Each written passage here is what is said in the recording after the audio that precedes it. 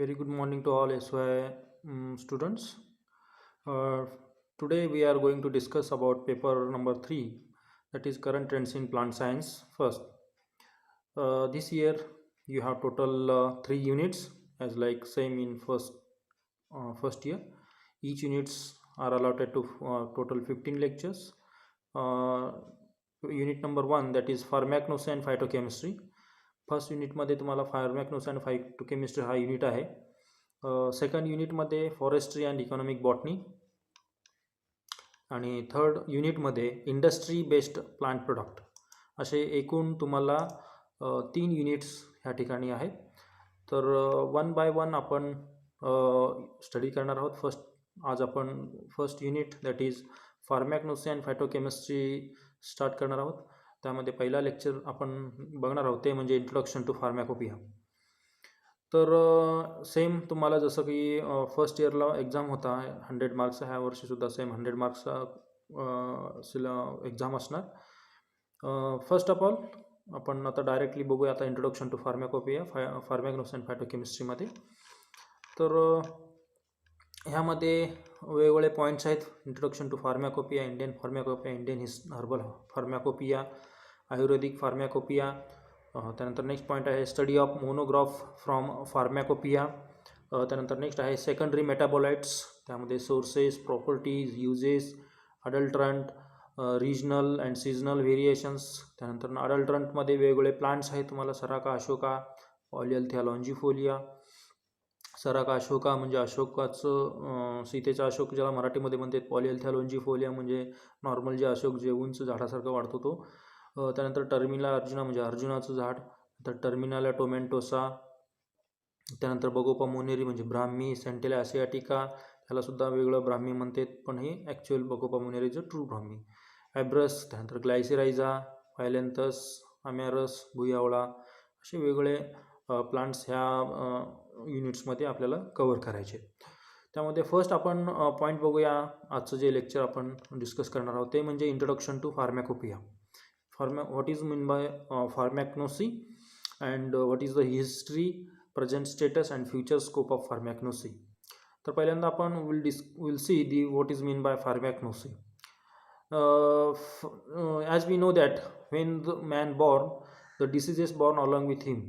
जेव्हा माणसाची उत्पत्ती झाली ह्या पृथ्वीतलावरती, मग त्याच्यासोबत त्याच्या लागणारे त्याला आजार, त्याला काही डिसीजेस आहेत, ते डिसीजेससुद्धा त्याच्यासोबतसुद्धा ते जन्माला आले. मग माणूस हळूहळू त्याला होणारे आजार कमी करण्यासाठी वेगवेगळ्या वनस्पतीचा उपयोग सुरुवातीला तो करायला सुरुवात केला. He started using different type of plants and their parts to cure different type of diseases. मग the story and the history of the drug as old as the mankind. म्हणजे जेव्हापासून मानवाची उत्पत्ती झाली तेव्हापासून त्या मेडिसिनल प्लांटची हिस्ट्री जी आहे ते ओरिजिन झालेली आहे. The today the drug and used as a medicine as either obtain from naturally. म्हणजे आज आपण जे वेगवेगळ्या ज्या काही मार्केटमध्ये आपल्याला जे ड्रग्ज मिळत आहेत ते drugs either they originally obtain from plants, म्हणजे एकतर हे प्लांटपासून ओरिजिनल ऑप्टेन केलेलं असतं किंवा ॲनिमलपासून बनवलेलं असतं, किंवा सिंथेटिक ड्रग्ज जे इंडस्ट्रीयल लेवलला वेगवेगळ्या प्रकारचे जे ड्रग्ज बनवलं जातो डिफरंट टाईपचं डिसीज क्युअर करण्यासाठी, जे काही डॉक्टर्स वगैरे तुम्हाला इंजेक्शन थ्रू म्हणजे वेन थ्रू देतात, they are the synthetic drugs.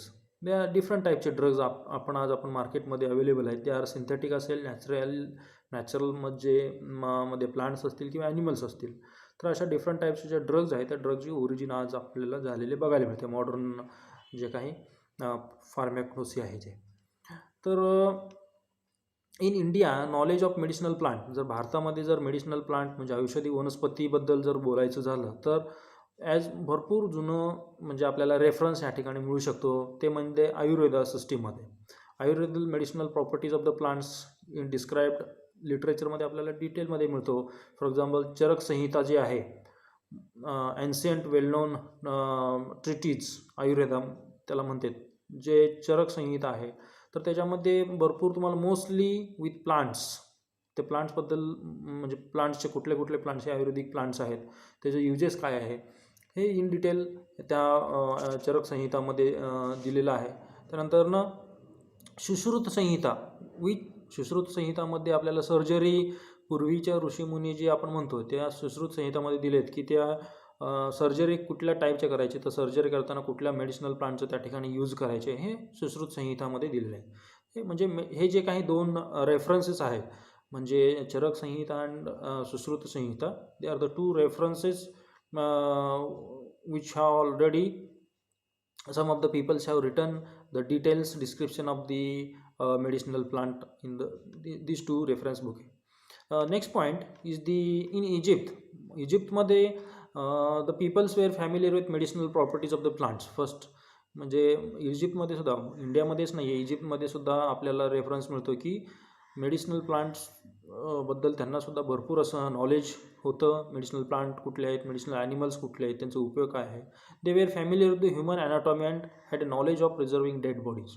म्हणजे त्यांना ह्युमन ॲनाटॉमी म्हणजे आज आपण डिटेल ॲनाटॉमी जे बघतो, टाईप्स ऑफ बोन्स असेल किंवा त्याचं फिजिओलॉजी वगैरे असेल, तर त्यांना त्याच्याबद्दल नॉलेज होतं इजिप्तच्या लोकांना.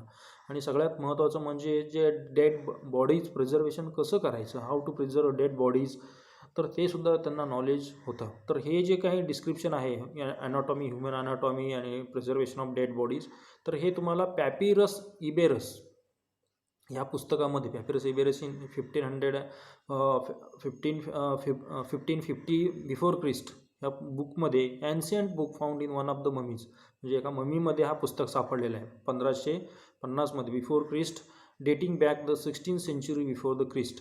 म्हणजे ह्या पॅपिरस इबेरसमध्ये ह्या लोकांबद्दल म्हणजे इजिप्तच्या लोकांबद्दल त्यांना जे काही मेडिसिनल प्लांटचं नॉलेज होतं, त्यानंतर त्यांना ह्युमन ॲनाटॉमीबद्दल जे माहिती होतं, त्यानंतर डेड बॉडी कसं प्रिझर्व करायचं, ह्या गोष्टीबद्दल डिटेलमध्ये ह्या पॅपिरस इबेरस ह्या पुस्तकामध्ये डिटेल एक्सप्लेनेशन त्या ठिकाणी केलेलं आहे. दिस इज द सेकंड रेफरन्स. म्हणजे इंडियामध्ये चरक संहिता, सुश्रुत संहितामध्ये मेडिसिनल प्लांटचं युजेस, त्याचं नॉलेज आपल्याला त्याचं माहिती मिळतो. सेकंड रेफरन्स आहे ते म्हणजे इजिप्तच्या लोकांमध्ये जे पॅपिरस इबेरस नावाच्या बुक्समध्ये लिहिलेलं डिस्क्रिप्शन आपल्याला बघायला मिळतं. नेक्स्ट पॉईंट ते म्हणजे the text document is dominated by more than 800 formula and 700 different drugs. म्हणजे आता आपण जर बघितलं तर वेगवेगळ्या फॉर्म्युला किंवा वेगवेगळ्या जे काही ड्रगच्या फॉर्म्युले आहेत, म्हणजे कुठल्या ड्रग्ज कसं वापरायचं, किती प्रमाणामध्ये वापरायचं, कुठल्या पद्धतीनं कलेक्शन करायचं, हे वेगवेगळ्या ह्याच्यामध्ये आपल्याला बघायला मिळतं. त्यानंतर गॅलेन 131 to 200 AD Anno Domini devised the method of preparation of plants and animal drugs known as the Galenicals in his honor. म्हणजे गॅलेनिकल या बुकमध्ये त्यांनी कसं म्हणजे methods of preparation of the plants and animal drugs, म्हणजे ॲनिमल आणि प्लांटपासून कसे drugs preparation करायचे, ह्या गॅलेनिकल ह्या बुकमध्ये त्यांनी काय केलेलं आहे, एक्सप्लेनेशन केलेलं आहे. त्यानंतर नेक्स्ट म्हणजे आपण काय बघतोय की आता आपण हिस्ट्री म्हणजे ओरिजिन म्हणजे मेडिसिनल प्लांटचं हिस्ट्री म्हणजे त्याचं स्टडी करणे, त्याचं युजेस करणे आणि त्याचं वेगवेगळ्या मेथड्स प्रिपरेशन कसं करायचं ह्याचं आपण हिस्ट्री बघतोय. म्हणजे जस्ट की फॉर्मॅक्नोसीचं हिस्ट्री कसं आहे या वर्ल्डमध्ये, कसं त्यांचं इव्हॉल्युशन झालं, त्याच्यामध्ये डेव्हलपमेंट काय काय झाले ह्याच्या गोष्टी आपण बघतो. पहिलं आपण बघितलं इंडियामध्ये हिस्ट्री काय आहे, त्यानंतर इजिप्तचं स्टोरी आपण बघितलं, त्यानंतरनं इजिप्तमध्ये पॅपिरस इबेरस, नंतरनं गॅलेन नावाचा जो काही सायंटिस्ट होता त्याचं आपण गॅलेनिकल या बुक मध्ये त्यांनी काय केलेलं आहे, एक्सप्लेनेशन केलेलं आहे. पुढं जाऊन आता मॉडर्न 19th centuryमध्ये म्हणजे 19th century मध्ये द मटेरिया मेडिका नावाचं जे बुक आहे, the term materia medica was use for the subject to know the pharmacognosy. म्हणजे सुरुवातीला फार्मॅक्नोसी हा शब्द नव्हता, तर मटेरिया मेडिका हा टर्म पहिल्यांदा सुरुवातीला यूज केला मेडिसिनल प्लांटचं स्टडी करण्यासाठी, त्याचा युजेस करण्यासाठी वगैरे. तर pharmacognosy is the study of actually मग तुम्ही म्हणाल की what is mean by pharmacognosy. Pharmacognosy is the study of crude drugs which is obtained from either plants or animal origin. किंवा काही जे काही ड्रग्ज आहेत तुम्हाला मिनरल्स म्हणजे ते मिनरलपासून ओरिजिन झालेलं असेल, किंवा ह्या ठिकाणी तुम्ही म्हणू शकता की जे क्रूड ड्रग्ज ऑब्टेन केला जातो म्हणजे कच्चा जे काही ड्रग सुरुवातीला बनवला जातो, नंतर त्याचं प्युरिफिकेशन करून ते प्युअर ड्रग बनवलं जातं. बट जे क्रूड ड्रग आहे म्हणजे जे डायरेक्टली प्लांट ॲनिमल किंवा एखाद्या मिनरलपासून, mineral is very also important in the Ayurvedic system. तर हे प्लांट ॲनिमल अँड मिनरलपासून जे बनवलेले क्रूड ड्रग्ज आहे, ते क्रूड ड्रग्जचे जे एकंदरीत जे स्टडी आहे तर त्याला म्हणायचं pharmacognosy. Even though the science of pharmacognosy is practised since very early period. जरी आयुर्वेदिक सिस्टम म्हणजे फार्मॅक्नोसीचं जरी प्रॅक्टिस भरपूर वर्षापासून जरी चालू असला तरी फार्मॅक्नोसी हा जो काही शब्द आहे, द टर्मिनॉलॉजी, फार्मॅक्नोसी हा काय टर्मिनॉलॉजी आहे, एक शब्द आहे, was first coined by German scientist C.A. Seydler in 1815. Okay, mostly तुम्हाला मल्टिपल चॉईस क्वेश्चन जे आहेत मल्टिपल, त्यामध्ये विचारलं जातं की who coin the term pharmacognosy first. तर सिडलर 1815 म्हणजे 1815मध्ये सिडलर या सायंटिस्टनं, C.A. सिडलर या सायंटिस्टनं पहिल्यांदा फार्मॅक्नोसी हा शब्द कॉइन केला. Okay, in his book Analecta Pharmacognostica. Analecta Pharmacognostica या नावाचं जे पुस्तक त्यांनी लिहिलं, त्या पुस्तकामध्ये पहिल्यांदा त्यांनी हा शब्द वापरला, pharmacognosy. It is derived from the two Latin world. आता हे फार्मॅक्नोसी हा शब्द कसं ओरिजिन झाला, तर हा लॅटिन वर्ल्डपासून डिराईव्ह झालेला आहे. फार्मॅकॉन म्हणजे ड्रग्ज, लॅटिनमध्ये फार्मॅकॉन म्हणजे ड्रग्ज, आणि गायगेन्स्को मीन्स टू ॲक्वायर नॉलेज. म्हणजे गायगेन्स्को या शब्दाचा अर्थ काय आहे लॅटिन वर्ल्डमध्ये, टू ॲक्वायर नॉलेज म्हणजे तो एखादं नॉलेज आपण मिळवणे, म्हणजे एखादा ड्रगबद्दल जे आपण नॉलेज मिळवतो ते म्हणजे फार्मॅक्नोसी. असा एक शब्द दोन्ही मिळून कंबाईन होऊन एक फार्मॅक्नोसी हा लॅटिन वर्ल्डपासून बनलेला शब्द आहे. It means to knowledge of the science of drug, to obtain the knowledge regarding the drugs. Pharmacognosy may be आता आपण जर डिफाईन करायचं झालं, pharmacognosy is a branch of is a bioscience. आता आपण त्याला बायोसायन्स मध्ये स्टडी करतो, गेला आपण लाईफ सायन्स आपण म्हणतो. Pharmacognosy is defined as a branch of bioscience which treat detailed medicinal and related product of the crude drug obtained from the plant, animal and mineral origin. म्हणजे एखाद्या crude ड्रगबद्दल detail आपल्याला जर study करायचं असेल, त्याचं extraction procedure, त्याचं कसं मिळवायचं, त्याचं प्युरिफिकेशन कसं करायचं, किती क्वांटिटीमध्ये करायचं, ह्या जे काही डिटेल आपण स्टडी करतो दॅट इज फार्मॅक्नोसी. इन शॉर्ट, जर शॉर्टमध्ये जर सांगायचं असेल, मेन ऑब्जेक्टिव्ह काय आहे, main objective study of the crude drug of natural source treated scientifically, and it enormously the knowledge of history, distribution, cultivation, collection, processing for market and preservation, the study of sensory, physical, chemical, structural characteristic and the use of crude drugs. म्हणजे याचा अर्थ काय की ह्या फार्मॅक्नोसीमध्ये आता आपण modern टेक्नॉलॉजीमध्ये कुठून स्टार्ट करतो, एखादं ड्रग कसं ऑब्टेन करायचं, म्हणजे त्याला म्हणायचं त्याचं सुरुवातीपासून आपण चालू करतो. एखाद्या ड्रगबद्दल आपण जर रिसर्च करायचं झालं की आपण पहिल्यांदा त्याचं हिस्ट्री बघतो, ह्या ड्रगवरती कोणी अगोदर काम केलेलं आहे का. फॉर एक्झाम्पल एखादं मेडिसिनल प्लांट घ्या, फॉर एक्झाम्पल विथानिया सोमनिफेरा असेल किंवा सर्पगंधा असेल, तर सर्पगंधाचं मेडिसिनल प्रॉपर्टीज काय आहेत, त्याचं हिस्ट्री, त्याच्यावरती काम अगोदर कोणी केलं आहे का, मग आपले पूर्वज काय ते सर्पगंधाचा उपयोग कशासाठी करायचे, दॅट इज द हिस्ट्री. त्यानंतर डिस्ट्रीब्युशन म्हणजे ते सर्पगंधा प्लांट कुठं कुठं सापडतो, कुठल्या कुठल्या देशामध्ये, कुठल्या प्रांतामध्ये असेल, कुठल्या कंट्रीजमध्ये असेल, वर्ल्डमध्ये कुठं कुठं त्याचं डिस्ट्रीब्युशन आहे, that is the distribution of the any medicinal plant. नंतर कल्टिवेशन्स म्हणजे एखादं मेडिसिनल प्लांटचं कल्टिवेशन कसं करायचं, लार्ज क्वांटिटीमध्ये तुम्हाला ते ड्रग पाहिजे असेल किंवा ते प्लांट जर पाहिजे असेल तर त्याचं कल्टिवेशन कसं करता येईल ते आपण म्हणतो कल्टिवेशन. आणि त्यानंतर नेक्स्ट आहे कलेक्शन.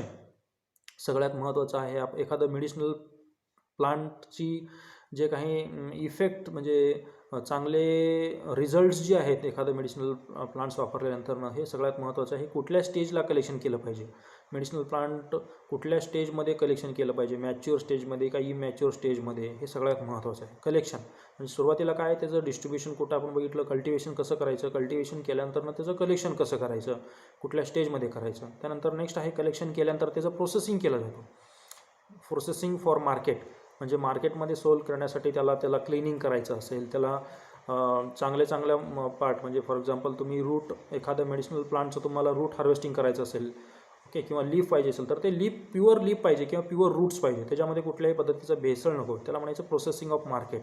म्हणजे मार्केटमध्ये सेलिंग करण्यासाठी त्याला चांगल्या क्वालिटीचं कसं प्रोसेसिंग करता आलं पाहिजे ते. नंतर प्रिझर्वेशन. सपोज एखादं मेडिसिनल प्लांट तुम्ही कलेक्ट केला आणि त्याचं तुम्हाला युजेस काही 6 महिन्यांनी 3 महिन्यांनी तुम्हाला त्याचं करायचं आहे, मग त्याला तुम्हाला प्रिझर्व करावं लागेल. तुम्हाला कुठल्याही त्याच्यावरती फंगस एखादं बॅक्टेरियाची ग्रोथ होऊ नये म्हणून त्याला प्रिझर्व करण्यासाठी जे काही टेक्निक वापरतो त्याला म्हणायचं प्रिझर्वेशन. नेक्स्ट आहे the study of sensory, physical, chemical, structural character. म्हणजे पुढचं जे स्टेज आहे ते म्हणजे तुम्हाला त्याचं सेन्सरी, फिजिकल कॅरेक्टर तुम्हाला करायचं आहे, त्याचं टेक्स्चर कसं आहे, त्याचं पावडर फॉर्म कसं दिसतो. त्यानंतर केमिकल, त्याच्यामध्ये कुठले कुठले कॉन्स्टिट्यूएंट आहेत केमिकल कॅरेक्टर. त्यानंतर त्याचं स्ट्रक्चरल प्रॉपर्टीज काय, मॉलिक्युलर तुम्हाला जर स्टडी करायचं असेल तर त्याचं स्ट्रक्चरल कॅरेक्टरिस्टिक काय आहे, त्याचे युजेस काय आहे, हे इन डिटेल म्हणजे त्याचं तो कुठं कुठं आढळतो ते वनस्पती, त्याचं डिस्ट्रीब्युशन काय आहे, त्याचं कल्टिवेशन कसं करायचं लार्ज क्वांटिटीमध्ये, नंतर त्याचं कलेक्शन कसं करायचं, मार्केटिंग कसं करायचं, मार्केटिंग केल्यानंतर पुढं त्याचं प्रोसेसिंग कसं करायचं, प्रोसेसिंग केल्यानंतर तुम्ही ते इंडस्ट्रीमध्ये आणला, इंडस्ट्रीमध्ये त्याचं पहिल्यांदा कॅरेक्टरिस्टिक बघितलं जातं, फिजिकल, केमिकल, बायोलॉजिकल ॲक्टिव्हिटी बघितलं जातो. हे जे काही इन डिटेलचे स्टडी आहे त्याला म्हणायचं फार्मॅकॉनॉसी. ओके. नंतर नेक्स्ट पार्ट आहे फार्मॅकॉनॉसीमध्ये, ते म्हणजे सगळ्यात महत्त्वाचं तर डेव्हलपमेंट. आता आधुनिकमध्ये सुरुवातीला ऋषीमुनी डायरेक्टली क्रूड ड्रग्ज यूज करायचे, बट आता मॉडर्न जसं जसं वेगवेगळ्या टेक्निक्स डेव्हलप झाल्या. फॉर एक्झाम्पल क्रोमॅटोग्राफी असेल, डेव्हलपमेंट ऑफ मॉडर्न टेक्निक्स फार्मॅकॉनॉसीमध्ये, ते म्हणजे पेपर क्रोमॅटोग्राफी आहे, गॅस क्रोमॅटोग्राफी आहे. हे टेक्निक कधी सुरुवात झाली? 1934 टू 1960 म्हणजे 1934 ते 1960 या दशकामध्ये वेगवेगळ्या टेक्निक सायंटिस्ट लोकांनी डिस्कवर केल्या. मग त्या टेक्निकचा यूज करून एक प्युअर ड्रग लोकांनी तयार करण्याचा प्रयत्न केला. प्युअर ड्रग सुरुवातीला लोक क्रूड ड्रग यूज करायचे, म्हणजे एखादा सर्पगंधा प्लांट जर तुम्हाला यूज करायचं असेल तर डायरेक्टली त्याचं लीफ घ्यायचं किंवा स्टेम पार्ट यूज करायचे. पण आता सर्पगंधा आता प्रॉपर एक्स्ट्रॅक्शन केलं जातं. प्रॉपर एक्स्ट्रॅक्शन याचा अर्थ काय की त्या क्रूड ड्रगमध्ये तुम्हाला कुठला केमिकल कॉन्स्टिट्युएंट पाहिजे आणि त्या प्युअर फॉर्ममध्ये कसं पाहिजे, तर ह्याचं वेगवेगळ्या टेक्निक वापरून आपण ते प्युअर फॉर्ममध्ये आयसोलेट त्या प्लांटमधलं करू शकतो. कुठल्या मेथडनं? फॉर एक्झाम्पल ऑर्गॅनिक केमिस्ट्री आपण त्याचा यूज करू शकतो. त्यामध्ये कुठल्या केमिकलमध्ये ते डिझॉल्व्ह होतो प्रॉपरली, सॉल्व्हंट सिस्टीम काय आहे, त्यानंतर त्याचं बायोकेमिस्ट्री काय आहे, त्याचे बायोलॉजिकल प्रॉपर्टीज काय आहेत आणि केमिकल प्रॉपर्टीज काय आहेत हे आपण स्टडी करतो. त्यानंतर बायोसिंथेसिस म्हणजे त्याचं बायोसिंथेसिस आपल्याला कसं करता येईल हे आपण त्याच्यामध्ये बघतो मॉडर्न फार्मॅकॉनॉसीमध्ये. त्यानंतर त्याचं फार्मॅकॉलॉजी काय आहे, टेक्स्चर स्टडी, ॲश कंटेंट किती आहे त्याच्यामध्ये. नंतर modern method and techniques of analytical chemistry including paper असेल, थिन लेअर असेल किंवा गॅस क्रोमॅटोग्राफी आहे. सगळ्यात ॲडव्हान्स त्याच्या पुढचं आहे स्पेक्ट्रोफोटोमीटर. ओके. इन डिटेलमध्ये आपण हे वेगवेगळ्या टेक्निक वापरून आपण त्या ड्रगचं काय करू शकतो, स्टडी करू शकतो प्युअर ड्रग बनवण्यासाठी. हे आता आधुनिक म्हणजे मॉडर्न जे फार्मॅकॉनॉसी म्हणतो त्या मॉडर्न फार्मॅकॉनॉसीमध्ये वेगवेगळ्या टेक्निकचा वापर करून ह्या मेडिसिनल प्लांटमध्ये असणारं ड्रगचं स्टडी केला जातो. त्यानंतर इन फ्यू डेकेड्स म्हणजे काही दशकामध्ये जसं जसं ॲडव्हान्समेंट होत जाईल तसं तसं लोकांनी त्याच्यामध्ये ड्रगमध्ये वेगवेगळ्या स्टडी करण्याचा प्रयत्न केला. सुरुवातीला त्याचं फिजिकल प्रॉपर्टीज बघायचे, नंतर त्याचं त्यातलं असणारे जे काही केमिकल कॉन्स्टिट्युएंट आहेत ते केमिकल कॉन्स्टिट्युएंट सेपरेट करण्याचा प्रयत्न केला. त्याच्याही ॲडव्हान्समध्ये जाऊन लोकांनी त्याचं मॉलिक्युलर स्ट्रक्चर बघायला सुरुवात केलं, NMR वगैरे करून. अशा पद्धतीचं टेक्निक ॲडव्हान्समेंट होऊन त्या फार्मॅकॉनॉसीमध्ये स्टडी केला जातो. In last decade, the phytoconstituent from the plants are isolated for their structural elucidation. म्हणजे आपण बघितलं की आत्ता हल्ली लोक काय करतात की त्याचं स्ट्रक्चर डिटेल करण्यासाठी, म्हणजे सपोज एखादं प्लांटमध्ये एखादं ड्रग तुम्हाला सापडलं तर त्या ड्रगचं तुम्हाला पहिल्यांदा काय करावं लागतं, त्याचं स्ट्रक्चर बघावं लागतं, त्याचं मॉलिक्युलर स्ट्रक्चर कसं आहे.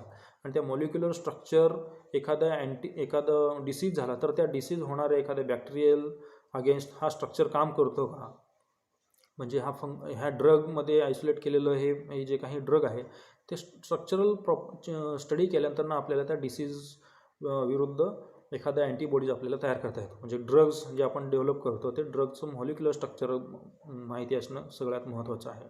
त्यानंतर pharmacology active constituents are studies in detail, म्हणजे त्याच्यामध्ये असणारे जे काही ॲक्टिव्ह कॉन्स्टिट्युएंट आहेत ते स्टडी केला जातो आता मॉडर्न फार्मॅकॉनॉसीमध्ये.